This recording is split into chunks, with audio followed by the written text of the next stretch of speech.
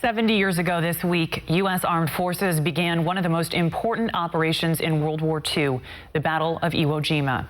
It would take 36 days to finally capture the Japanese island, but it took only a brief moment to capture an iconic image in the midst of the fighting. One America's Cameron Kramer explains the significance of the picture nearly 7 decades after it was snapped.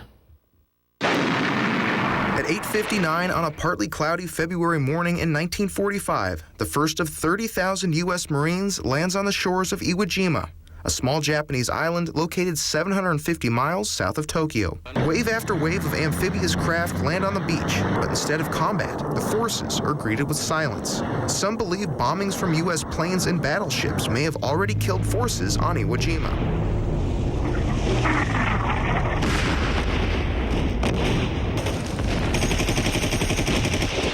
They were wrong. The Japanese dug 11 miles of tunnels within the 8-mile island and waited until numerous military members made landfall before unleashing their attack.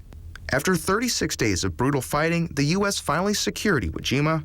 6,800 Americans died in the battle, while 27 were awarded the Medal of Honor for their bravery during Iwo Jima. The battle also produced one of the most iconic images in history: 6 men raising the American flag on the island on February 23, 1945. Photographer Joe Rosenthal put his camera on a lens setting between f8 and f11, set the speed at 1/400th of a second, and snapped the image. He later recalled what he hoped to accomplish.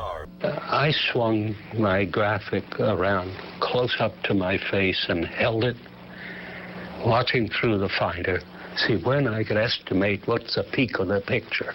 The image was reprinted in thousands of publications and later became the only photograph to win the Pulitzer Prize for photography in the same year as its publication. There is a tragic footnote to the iconic image. 3 of the 6 servicemen featured in the picture were killed in action over the next few days. But those men, along with all Marines who died for their country in the past and present, are memorialized in this 1954 sculpture based on the image.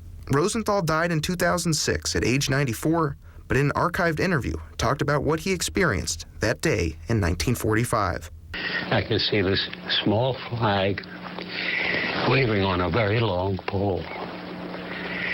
And it gave me a jolt then, and I get it now. That was our flag. Cameron Kramer, One America News. You've likely seen that image, the American flag planted firmly in the midst of the battle, a strong reminder of the 6 men who secured it there and the countless others who have fought for everything this image represents in the nearly 70 years since that photo was taken. I'm CASSIE LEUFFEN. Thank you for being with us. Have a wonderful weekend. We'll see you Monday.